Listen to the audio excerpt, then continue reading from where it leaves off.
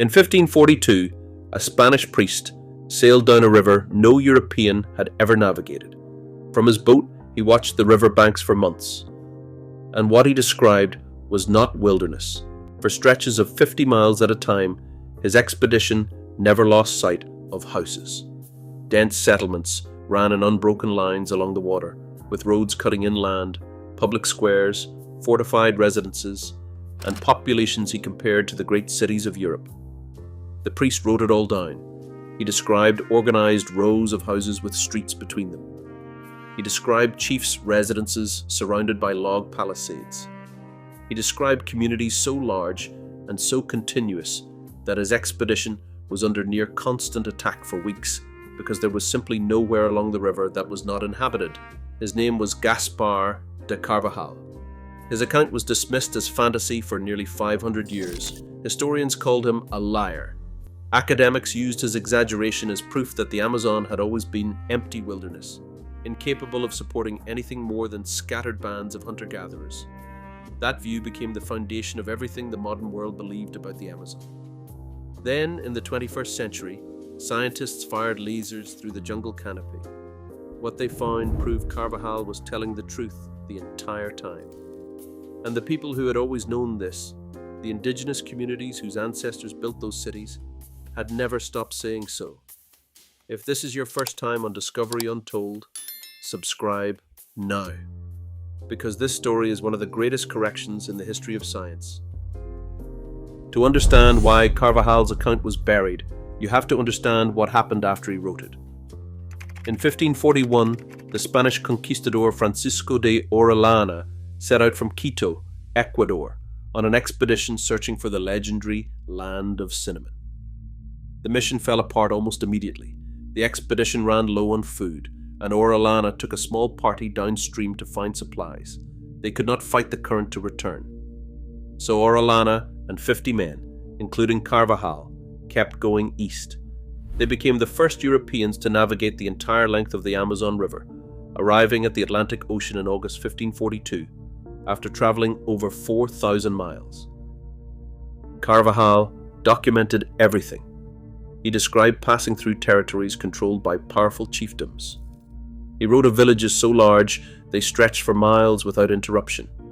He described populations in the tens of thousands, sophisticated pottery, abundant food stores, and warriors organized enough to launch coordinated attacks from multiple directions.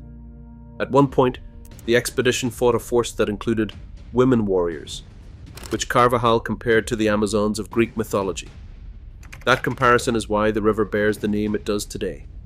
But none of this was taken seriously. When Orellana returned to Spain, his account was treated with skepticism. And when later expeditions traveled the Amazon decades afterward, they found something very different. The dense, continuous settlements were gone. The roads were overgrown.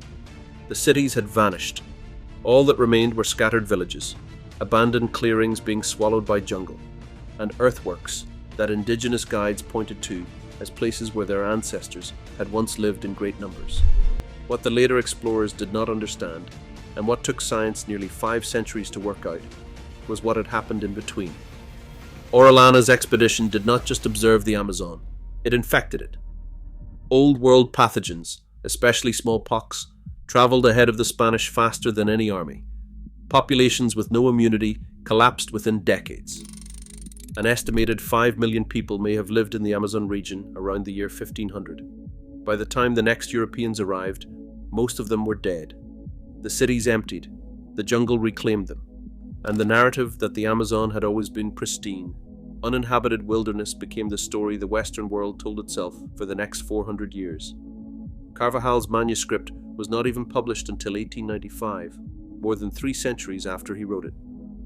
And when it finally appeared, scholars dismissed it as exaggeration or outright fiction. But the indigenous people who survived never forgot. Across the Amazon basin, indigenous communities preserved oral traditions about their ancestors and the world they had built. These were not vague myths. They described specific places, specific ways of living, and specific knowledge about the land that had been passed down through generations. They described communities that managed the forest, cultivated the soil, and built structures that organized their lives across vast territories. Some traditions described how the forest itself was not wild but planted, that the groves of Brazil, nut trees and fruit palms that seemed natural were actually the remains of ancient orchards maintained by their ancestors over centuries.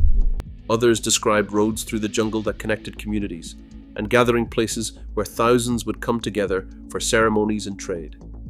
When later European expeditions encountered indigenous guides along the Amazon, those guides repeatedly pointed to overgrown earthworks and clearings as the sites of great settlements where their ancestors had once lived in large numbers.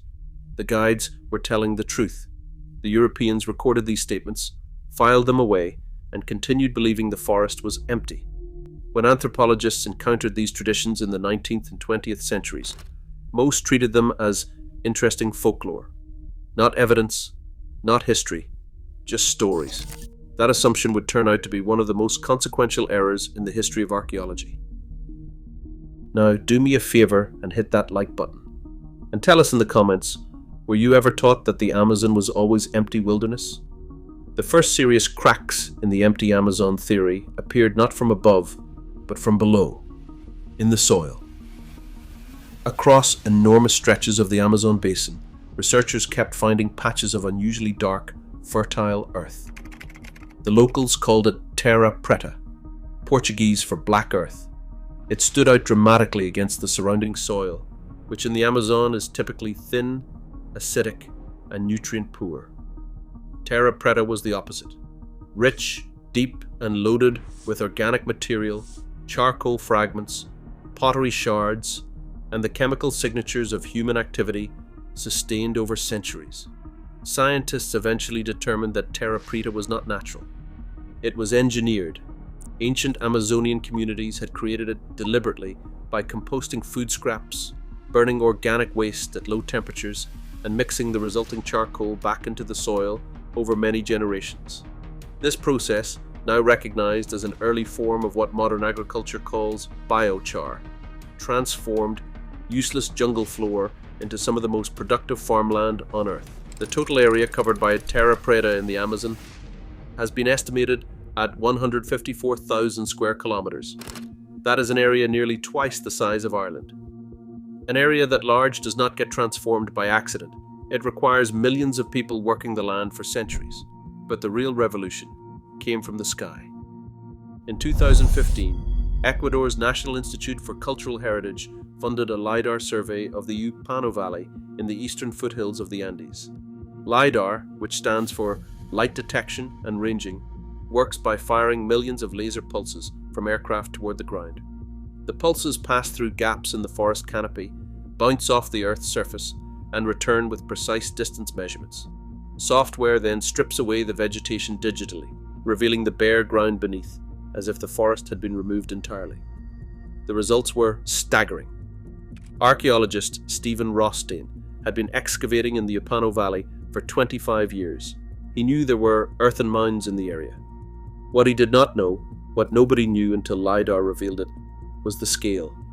Beneath the canopy, the laser scans showed more than 6,000 rectangular earthen platforms, plaza structures, ceremonial mounds, and connecting them all, an extensive grid of straight roads and footpaths stretching across 300 square kilometers. The settlements dated to at least 2,500 years ago, more than 1,000 years older than any other known complex society in the Amazon. The study was published in the journal Science. The lead researcher said it simply: "It changes the way we see Amazonian cultures. Most people picture small groups living in huts and clearing land. This shows ancient people lived in complicated urban societies." And the Upano Valley was just the beginning. In Bolivia, LiDAR scans of the Llanos de Mojos region revealed a constellation of ancient settlements belonging to the Casarabe culture, which thrived between 500 CE and 1400 CE. The images showed monumental platform architecture, pyramids, raised causeways stretching for miles, reservoirs, canals, and an elaborate water management system supporting a network of interconnected communities. A study published in Nature described it as low-density urbanism, a model in which large populations were dispersed across the landscape rather than concentrated behind city walls, connected by engineered infrastructure rather than packed into a single center. It was urbanism designed to work with the rainforest rather than against it, a concept that modern urban planners are only now beginning to study seriously. The Kasarabi cities had existed for 900 years before they were abandoned around 1400 CE. 900 years of continuous occupation, of building and maintaining roads, pyramids, and water systems. And not a single Western historian had any idea they were there until lasers revealed them in 2022. In Brazil, the situation was even more dramatic. Along the southern rim of the Amazon, researchers identified over 80 distinct archaeological sites and hundreds of earthworks, including massive geometric shapes, circular enclosures, and interconnected ditches covering thousands of square kilometers. Many of these had been visible on satellite imagery for years, mistaken for natural features. They were not natural. They were the foundations of a civilization that had been erased not by time, but by disease, colonization, and 4 centuries of academic refusal to look. Statistical models now estimate that between 10,000 and 24,000 earthworks remain hidden beneath the Amazon canopy. Less than 1% of the Amazon basin has ever been subjected to systematic archaeological survey. What LiDAR has revealed so far represents a tiny fraction of what is almost certainly still there. And in 2023, when the Amazon experienced one of its worst droughts in recorded history, river levels dropped so dramatically that previously submerged structures and geometric formations became visible from the air for the first time, adding yet another layer of evidence to an already overwhelming case. And through all of this, one fact keeps surfacing. The indigenous communities whose ancestors built these cities never claimed the forest was empty. They had been saying the opposite all along. Their oral traditions described ancestors who managed the land, built permanent settlements, and organized their lives across vast territories. Anthropologists recorded these accounts for over a century and filed them under mythology.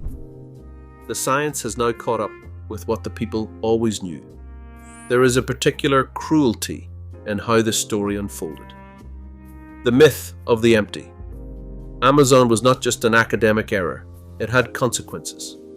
If the Amazon was pristine wilderness that had never been substantially inhabited, then it was available for logging, ranching, mining, and development. The idea that nobody had ever lived there made it easier to take. And the people who said otherwise, both the indigenous communities and the Spanish priest who saw the cities with his own eyes in 1542, were dismissed as liars or fantasists. Carvajal wrote his account while recovering from an arrow wound that had cost him an eye. He had no reason to fabricate thriving cities. He was documenting what he saw from a boat while trying to survive. His manuscript sat unpublished for 353 years. When it finally appeared in print, the academic world read it and decided a one-eyed priest was making things up. Nearly 500 years later, laser beams fired from aircraft have confirmed what his one remaining eye reported. The Amazon was not empty. It was one of the most densely inhabited and elaborately engineered landscapes on the planet. And then disease came, the people died, the jungle grew back, and the world decided it had always been that way. Perhaps that is the deepest lesson here. Not just that we were wrong about the Amazon, but how quickly civilization can be erased.